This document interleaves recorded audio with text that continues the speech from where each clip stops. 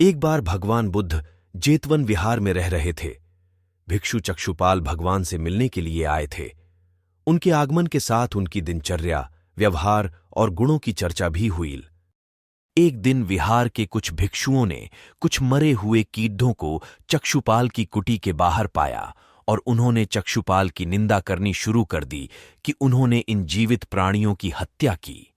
भगवान बुद्ध ने निंदा कर रहे उन भिक्षुओं को बुलाया और पूछा कि क्या तुमने भिक्षु को कीड़े मारते हुए देखा है?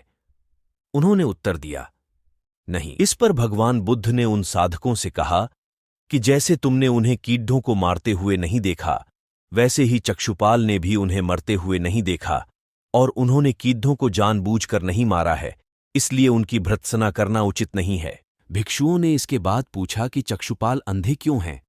उन्होंने इस जन्म में अथवा पिछले जन्म में क्या पाप किए? भगवान बुद्ध ने चक्षुपाल के बारे में कहा कि वे पूर्व जन्म में एक चिकित्सक थे। एक अंधी स्त्री ने उनसे वादा किया था कि यदि वे उसकी आंखें ठीक कर देंगे तो वह और उसका परिवार उनके दास बन जाएंगे।